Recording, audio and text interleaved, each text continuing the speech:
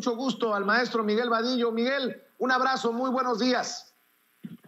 Buenos días, Vicente. Buenos días también para tu gran audiencia, a tus órdenes. Miguel, pues vaya anuncio, vaya publicación que realizas, maestro, porque habla de políticos involucrados con despachos, empresas que tienen a su vez negocios hasta con el crimen organizado. Y estos dineros terminaron en las cuentas de Ricardo Anaya, en los despachos de Santiago Krill. Apórtanos más detalles, si puedes, maestro, a esto que estoy mencionando. Sí, fíjate que desde hace mucho tiempo hemos conocido esta dualidad de muchos abogados que entran a la política y se convierten pues en líderes de partidos, concretamente el Acción Nacional, en este caso, y que al mismo tiempo litigan en tribunales, Vicente. Este problema pues es viejo, es conocido ya. Me parece que Santiago Krill es una mala copia de Diego Fernández de Ceballos, al que para muchos es su jefe, porque así le apodan, y es una mala copia porque aspira a ser como él y lo copia en todo. Veamos, por ejemplo, que Santiago Krill fue el promotor, impulsor y quien preparó a Ricardo Anaya para contender por la presidencia de la República. Afortunadamente perdieron, porque bueno, no me imagino un país gobernado por estos. Y es una mala copia porque Santiago Krill hace también lo mismo. Es un político de derecha que ha estado en contra de cualquier programa social gubernamental, distinto a lo que pasaba antes, por supuesto, actualmente de Andrés Manuel López Obrador, y también se mantiene despachos es en plural, de abogados, desde donde opera, con la influencia política que esto les permite, y que pues desgraciadamente no hay leyes que prohíban esto, que habría que decir, a ver, Santiago Krill, si tú estás devengando un salario en el Congreso, pues debes de apartarte del litigio, de tribunales, porque no puedes tener esa doble función, porque es inmoral, Vicente. Como bien dice el presidente, esto es inmoral, porque por las mañanas litigan en tribunales y en las tardes, noches, están aprobando leyes en los congresos. Entonces esto no puede seguir siendo. Esto lo hizo toda su vida Diego Fernández de Ceballos y ha sido muy criticado. Entonces está en la misma situación, pero ahora con un agravante. Las autoridades hacendarias y judiciales de México, desde que entró el actual gobierno, hubo la orden presidencial de investigar a todas aquellas empresas que estaban siendo utilizadas, que eran de membrete, empresas fantasmas, y eran utilizadas por el crimen organizado para lavar dinero. Pero no solamente lavar dinero, sino que también elaboraban facturas apócrifas para que no se pagara impuestos, una serie de delitos que venían con estas empresas fantasmas, que muchas no tienen ni direcciones o direcciones falsas, y muchos de sus socios o sus miembros de estas empresas tampoco corresponden a la realidad, son nombres ficticios o nombres de personas, porque a veces ponen al chofer, al ama de casa, a alguien, algún trabajador, los ponen al frente de estas empresas sin que ellos lo sepan. O sea, es toda una maquinación fraudulenta, delincuencial. Bueno, pues estas empresas que fueron investigadas desde principios de sexenio, estoy hablando de hace 3 años, se inició toda esta investigación, porque antes se permitía con toda libertad. Ahora no, se ordenó la investigación, tanto la Unidad de Inteligencia Financiera como el Servicio de Administración Tributaria y los órganos de inteligencia también, como el Centro Nacional de Inteligencia, empezaron a indagar e investigar qué tipo de empresas eran, si existían, si sus ingresos, sus egresos, de dónde provenían y todo esto. Bueno, en esta investigación encontraron una red de empresas, 36 empresas plenamente identificadas. La mayoría de ellas operan en Zapopan, Jalisco. Zapopan, como tú bien sabes, junto con Bahía de Banderas en Nayarit, son los 2 bastiones principales del cártel Jalisco Nueva Generación. Entonces estas empresas vinculadas también a este cártel, a esta mafia delincuencial, bueno, pues hacían operaciones para ellos y estaban la mayoría de estas asentadas ahí en Zapopan. Bueno, estas empresas contratan a despachos de abogados.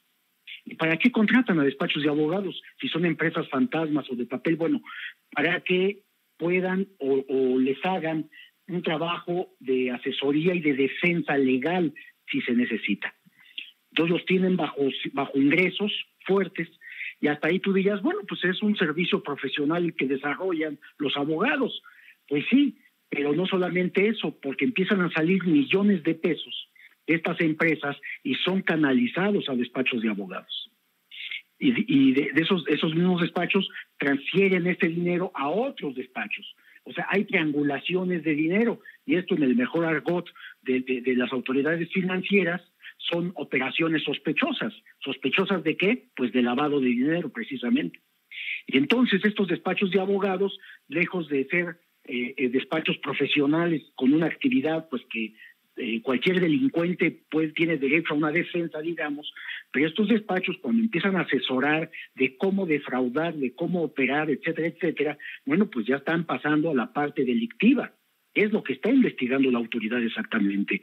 En este terreno vemos a una empresa concentradora creada por Francisco Gil Díaz, por otro abogado primo de él y por otro abogado, 3 abogados ahí aparecen, ahí están los nombres en la información, crean esta empresa y esta empresa empieza a recibir recursos de muchos despachos de abogados.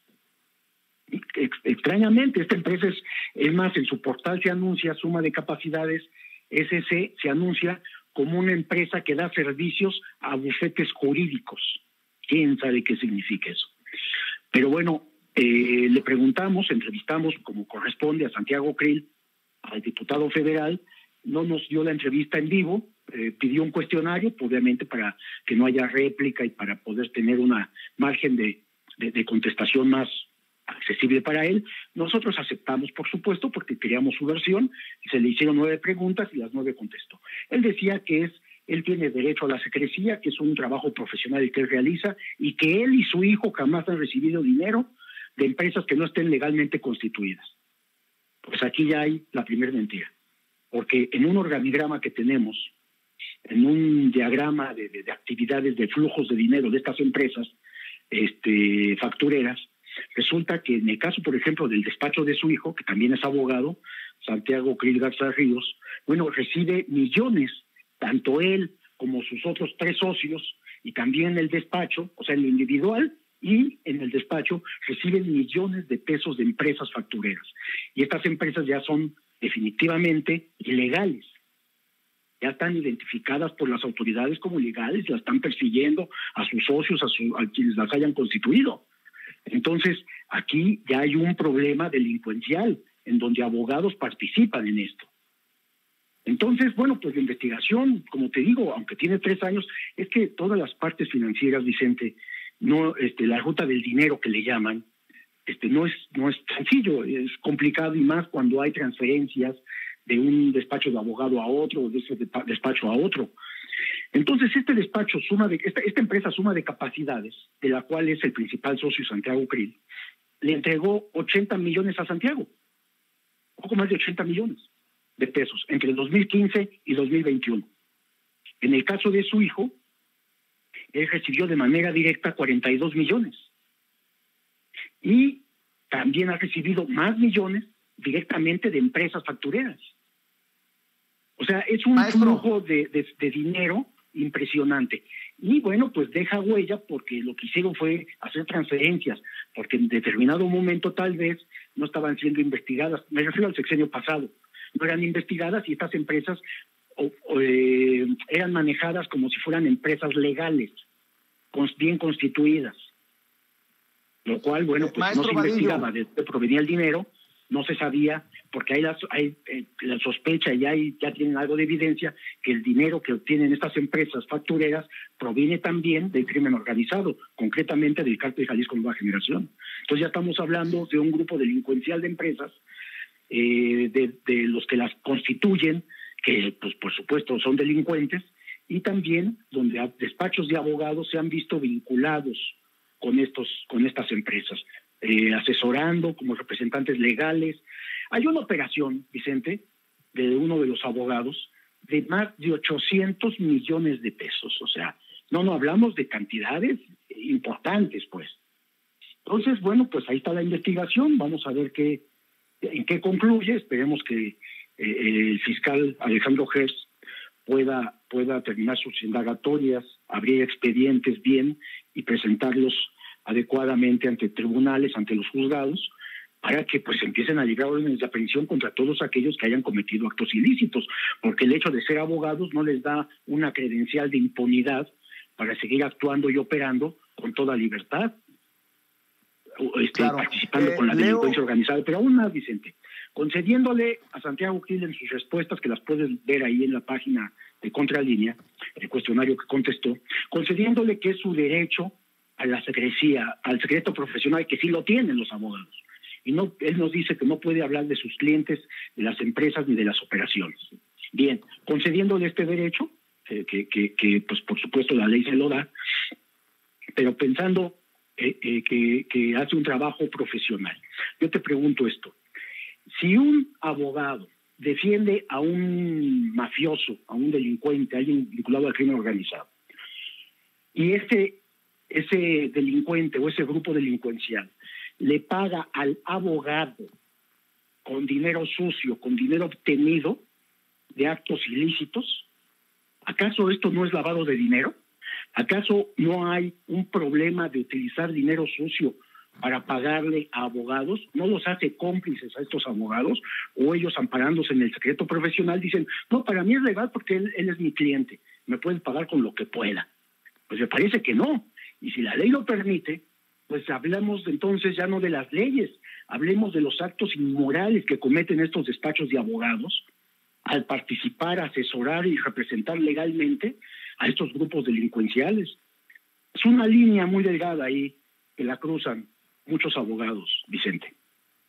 Muy importante lo que acabas de mencionar, maestro Miguel Vadillo, director de la revista Contralínea. Miguel, me llama mucho la atención esto que también escribes en el artículo, en el reportaje, en la investigación. Dice, según el organigrama de las operaciones financieras sospechosas del despacho Suma de Capacidades SC de Santiago Krill, también salieron recursos por 4.1 millones de pesos para el excandidato presidencial del PAN, Ricardo Anaya Cortés, actualmente sujeto a investigación penal por presunto involucramiento en una red de sobornos que recibieron de Pemex en el gobierno de Enrique Peña Nieto para que legisladores panistas aprobaran la llamada reforma energética.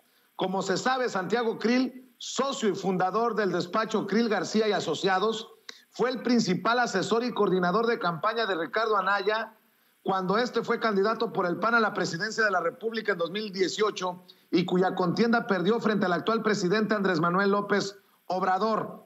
Pero eso no es lo único que me llama la atención, sino que también mencionas esta parte. El diputado panista Krill Miranda es el socio principal de Suma de Capacidades, de donde obtiene su mayor ingreso, y de acuerdo con información oficial, esa empresa recibe dinero principalmente de los despachos de abogados Rincón, Mayorga, Román, Abogados Litigantes, y de Aguilar, Sierra y Asociados y GPL Abogados. Suma de Capacidades también recibió ingresos millonarios de otros despachos. Aguilar, Sierra y Asociados le transfirió cerca de 13 millones de pesos, Krill Rodríguez y Abogados más de 8 millones de pesos, C. Claro, socio de Alfa Credit, 4.3 millones, GPL Abogados, 3.4 millones de pesos. Y esto es lo relevante. El socio principal de Aguilar, Sierra y Asociados es Eduardo Ismael Aguilar Sierra, quien es representante del PAN ante el Instituto Nacional Electoral y cuyo despacho recibió 3.4 millones de pesos de municipios gobernados por panistas. Mérida, Yucatán, 3.4 millones, y Reynosa, Tamaulipas, 2.7 millones, así como otros 5.2 millones de pesos del partido Encuentro Social. El vínculo político hasta la vértebra de esta red que destapas, Miguel. Sí, se me había pasado este detalle de que también este joven panista que quiso algún día ser presidente de la República y que hoy anda a salto de mata en Estados Unidos, se presume, puede ya haberse movido, no lo sé.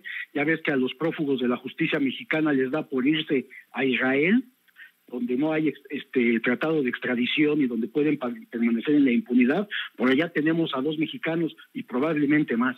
Pero bueno, volviendo a Ricardo Anaya, pues sí, no hay justificación alguna. Suma de capacidades, esta empresa de Krill le entrega 4.1 millones a Ricardo Anaya. Y digamos que esto obedecería ¿a qué? Pues a que su amigo era su principal promotor cuando fue candidato presidencial del PAN. Él lo impulsó y se impuso a todos los demás aspirantes a la candidatura presidencial por ese partido de ultraderecha. Entonces, de tal manera que pues vemos toda una red de panistas involucrados. Son del mismo partido, piensan igual, actúan igual, y por eso yo al empezar esta plática te hablaba de que Santiago Krill es una mala copia de Fernández de Ceballos, de Diego Fernández de Ceballos, ¿no? Hablaba de autoridad moral. Yo pregunto, ¿con qué autoridad moral estos panistas que son los que atraen los reflectores? Hablabas del jefe, del conocido en el bajo mundo del panismo como el jefe Diego Fernández de Ceballos, que muchas veces activa su virulencia en redes sociales.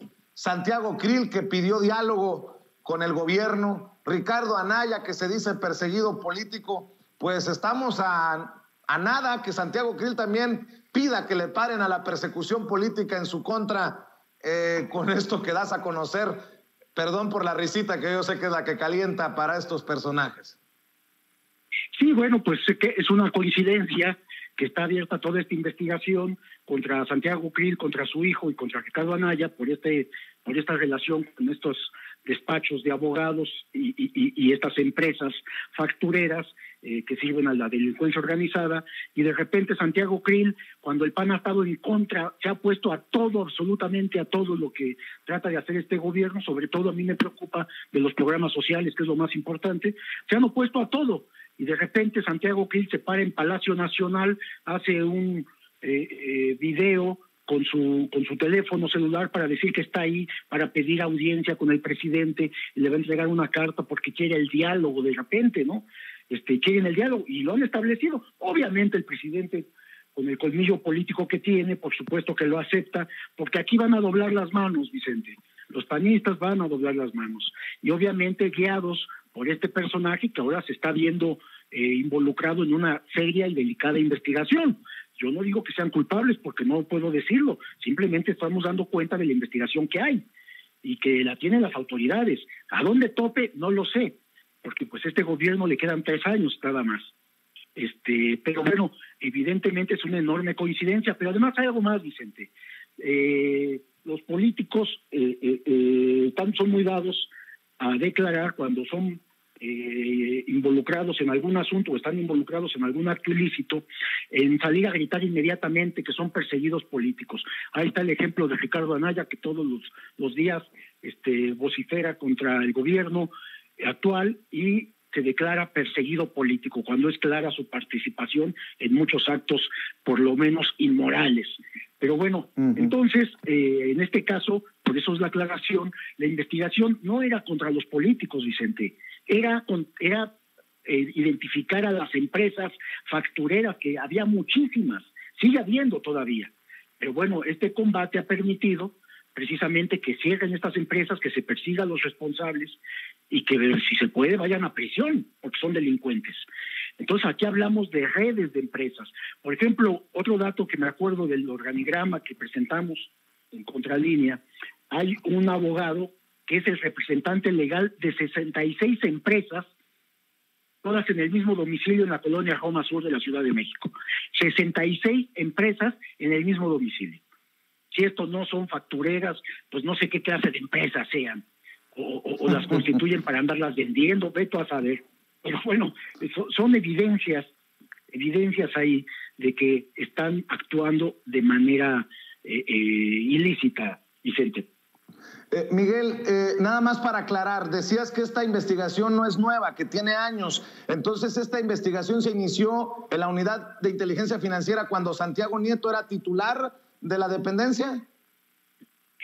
La orden fue a varias entidades, Vicente. La orden presidencial fue a Santiago Nieto en la UIF, fue a Raquel Buenrostro en el SAT, fue al general Audomaro en el Centro Nacional de Inteligencia, porque cuando hablas de delincuencia organizada atrás de la creación de empresas fantasmas, de empresas de membrete como estas, estás hablando de que si es delincuencia organizada le corresponde tanto a la Fiscalía General de la República, son asuntos federales, también como a los órganos de inteligencia, como es el Centro Nacional de Inteligencia. Y no dudo que también los órganos de inteligencia de Marina y de la Defensa tengan esta misión de identificar empresas, porque hay otra empresa ahí en el organigrama, si tú lo observas, que por ejemplo tuvo ingresos en un par de años de cerca de 200 millones de pesos, y su gasto fue de solo 2 millones, Vicente. O sea, dices, ¿cómo opera o qué empresa tan exitosa te da esos márgenes tan altísimos de ganancia, ¿no? Entonces, claro, la investigación se hace sobre las empresas desde principios de año, y la orden fue a todos estos órganos gubernamentales. Entonces, ahí, al investigar a estas empresas, se descubre que varias que transferencias de dinero de estas empresas que están identificadas plenamente fueron a parar a los bolsillos de abogados, y en muchos casos era para triangular dinero hacia otras personas que terminaron también en algunos políticos, como lo estamos dando a revelar. Así es, Miguel, antes de que te vayas quiero decirte que estoy muy emocionado que el periodismo de investigación que ustedes realizan esté también marcando agenda. Vaya reportajes, vaya investigación que están presentando, muchas de estas notas firmadas por Nancy Flores sobre el INE y los gastos superfluos. Entre otras cosas, han publicado que a los consejeros el INE les paga desde seguros hasta su comida y coche con chofer. Se han llevado la mañanera. Me imagino que como director de la revista has de estar muy orgulloso, Miguel. Yo quiero decirte que nosotros en Sin Censura estamos comprometidos con replicar lo que hacen, con decirle a la gente que tienen ya un programa digital, y te lo digo sin falsa... te lo digo sinceramente, y creo que así lo has sentido, que en Sin Censura nuestro compromiso es con la audiencia, y ustedes están haciendo un excelente trabajo. Me imagino que como director de la revista, pues es también emocionante ver cómo Nancy se presenta en Palacio Nacional y ha hecho temblar a más de uno. También seguramente arreciarán los ataques porque la perra anda brava, como digo. Sí, yo estoy muy contento con el equipo de trabajo. Hacen un esfuerzo todos los reporteros de Contralínea, la verdad. Son muy profesionales y ya tenemos pues 20 años precisamente de andar por estas en Contralínea.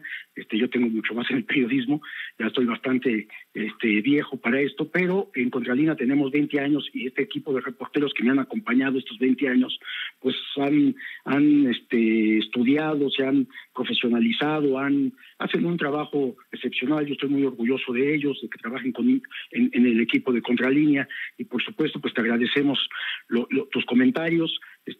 Para nosotros es un halago y nos da más fuerzas para continuar nuestro trabajo investigativo. Y sí, efectivamente, esto puede traer siempre, como sabemos y nos ha pasado, consecuencias, Vicente. Pero bueno, pues es parte del trabajo. No vamos a dejar de hacer periodismo jamás mientras estemos vivos, y lo hacemos con mucho gusto y con mucho orgullo, sobre todo con una enorme responsabilidad periodística y con un enorme compromiso por la democracia, por la libertad y por la justicia, Vicente.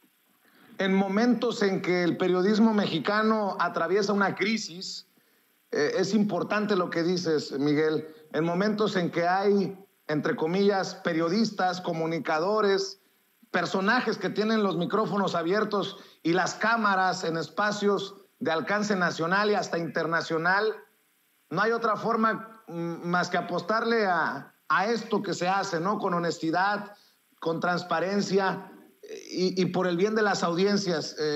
Ahora que el presidente Andrés Manuel López Obrador ha informado que se ha contagiado nuevamente con coronavirus, se confirma aquello que dijo, que son tiempos de canallas, son tiempos de sopilotes, y muchos sopilotes, desafortunadamente, desde estos medios de comunicación, personajes encumbrados, dizque en el periodismo mexicano, pero que le han hecho gran daño al gremio, a la labor, Miguel. Alguien que desea un mal para otra persona es una mala persona, Vicente. Y como decía Kapuscinski, para ser un buen periodista primero tienes que ser una buena persona. Todos esos que salen a vociferar en contra del presidente en este momento, que anuncia que ha sido contagiado por este virus y se alegran de ello, son malas personas, Vicente, es lo que te puedo decir. Por supuesto que todos los demás mexicanos, que somos la mayoría, deseamos su pronto restablecimiento y sabemos que va a salir adelante. Es un hombre con una fortaleza impresionante, que por lo menos a mí, antes de que empezara su gobierno, pues claro que tenía dudas y yo cuestioné muchas cosas y demás, pero al paso del tiempo me he ido convenciendo de este compromiso que tiene el presidente de la República con la nación, con los mexicanos, con el país, y esto pues a mí me llena de orgullo tener un presidente de esta naturaleza, Vicente. Miguel, en el canal de YouTube ya están transmitiendo todas las mañanas. En la página de internet, en redes sociales, ahí es donde siguen publicando y en donde espero que las miles de personas que están conectadas en Sin Censura apoyen, porque de eso se trata, de seguir invitando a la gente para que se informe con ustedes, Miguel. Te agradezco mucho, sí, por supuesto, estamos en YouTube, en todas las plataformas, y bueno, vamos a continuar haciendo. Afortunadamente, hoy tenemos una salida de información para por muchos canales, por muchas vías. Ya no necesitamos de los grandes periódicos, de las grandes televisoras para informar nuestras investigaciones, tenemos cómo hacerlo, y esto pues nos da una enorme ventaja para hacerlo de manera... Pues nosotros de todo el equipo. Entonces, estamos muy contentos con lo que está ocurriendo y pues por supuesto seguimos haciendo un trabajo de investigación a todas las esferas gubernamentales, del sector privado, del sector sindical, de la sociedad. Todo aquello que le interese a la gente, nosotros estamos ahí metidos investigando, Vicente. Suscríbanse al canal de Contralínea y si quieren seguir al maestro Miguel Vadillo, director de la revista, búsquenlo en Twitter en @vadillo_contra. Miguel, muchas gracias por este tiempo que le dedicas a la audiencia de Sin Censura y estamos al pendiente que este 2022 venga cargado de éxitos profesionales y bendiciones familiares, Miguel. Gracias, Vicente. Salud para todos y también salud para toda la audiencia. Hasta luego. Un abrazo. Miguel Vadillo, el director de la revista Contralínea, hablando con nosotros sin censura. Y vaya